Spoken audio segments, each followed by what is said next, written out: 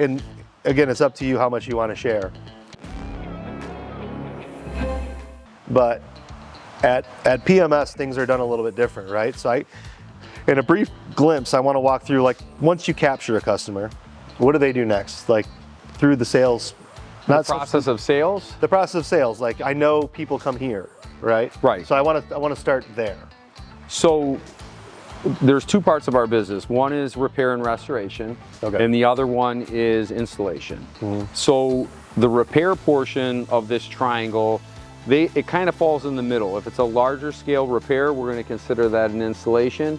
If it's a medium to lesser size repair, we're going to call that a restoration. Okay. Because it's a tweak. A major overhaul is an install. So if there's an opportunity where the client has to rip the whole thing out, we'd like them to come here and see what options are available to them. If they were going to rip it all out, do you want to just get it repaired, or do you want to replace it, and here's a price for both? So it's a two-part process for an installation. If it's an installation, our goal when we go out to the installation is, number one, greet the client, right? Make sure that, what size are you looking at? Is this going to be enough? And really get a picture of what they want to do. Do you want to step out of your door onto the patio? Do you want to have a few steps down? Looking at a budget.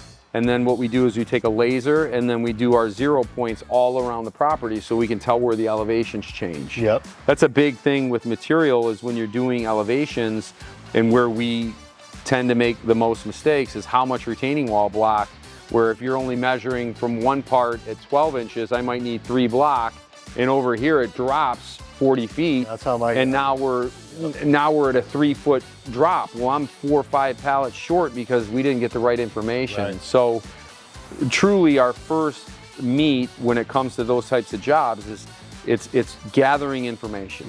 And it enables us to be able to not only put a great concept like you saw on the U-Vision program, but something that's accurate as well. Sure. Because I don't want to go to somebody and give them a price and then be way off and say, hey, I know I told you this job was 15 grand, but I need 25. Right. If I told you it's 15, we're going to do it for 15 unless you make it bigger or change it. The next part of the process after we go out and do the meet and greet is we set the showroom there. Once the client agrees to the showroom through our CRM, then we start the design process. Sure. We design the project. We ask them, you know, what do you like? Do you like free flow? Do you like geometric? Do you like a combination? Sure. Really getting a feel of, you know, 1 tier, 2 tier, all the different things that we can do. You want a walkway, you want some driveway ribbons, really addressing every issue they have. And then when they come here, we greet them and we have a process of what we do. We want to show you how we build it and what we do different than everybody else, what we do to stand behind our product, and get them to pick out all their material. So they already not only will have a design, but they have all their material selected.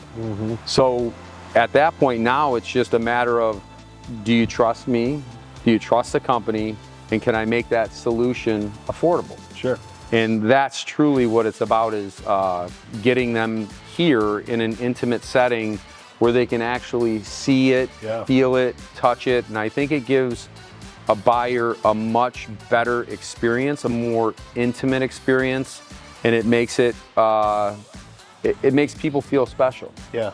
And that's what I would want when I'm going to make a large purchase, is I want to feel like I'm taken care of. Sure. So as far as like affordability, and again, you could share or not share, you know, price for you versus competitors. Price-wise, I would say we're on the higher end of the price, but I don't think so anymore. We were, I would say in 2021, we were on the higher end, but we were just reacting to what was happening in the market. Sure. Over the course of the last 3 years, we haven't raised prices. Really what we've done is invested in efficiencies to make it so we can hold our prices. Right. And where we can margin. And maintain margin, correct. So that's a big part of the business is, you know, everyone thinks, you know, I'm just gonna raise my prices, that'll solve all my problems. Sure. Well, yeah, you do have to raise prices, and there are times that you have to do it, but are you doing everything you can to be as efficient and effective as possible so your client can then not only get an unbelievable product, but can Yeah. it be a product that is competitive?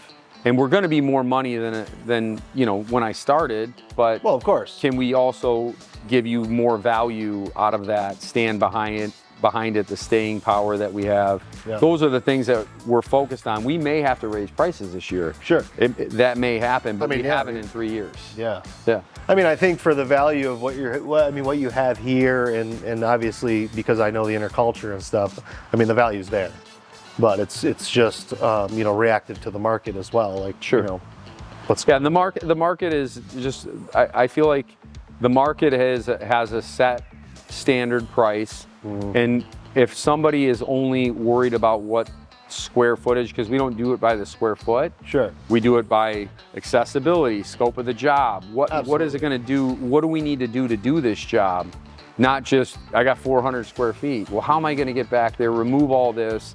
What's the difficulty factor? We take all those things into consideration when we're bidding a project. Sure. And if only someone cares about that, they're generally not our customer. Yeah. Same. Yeah. And what you said earlier, that when the pavers are all over the place, I know that Right. they had an inexperienced landscaper.